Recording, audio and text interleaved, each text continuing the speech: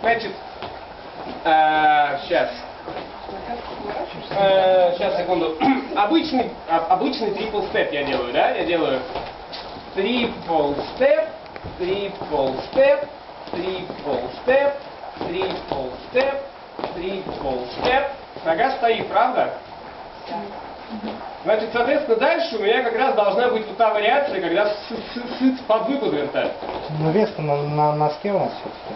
А он тебя должен плавать с носка на пятку.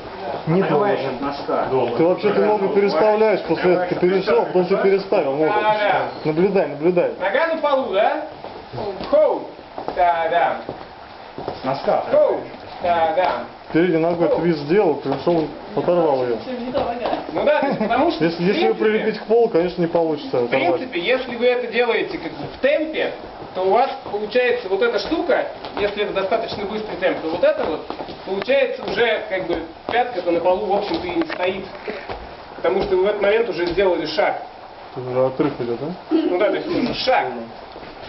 Это просто сейчас мы так тренируемся, потому что очень неудобно оторвать ногу. Да, то есть в реальных боевых условиях это уже та-дам. Но как бы лучше начинать сначала подворачивать, а потом ставить. Вернул, поставил. Собственно, я поэтому и говорил, что нога на пятку встает.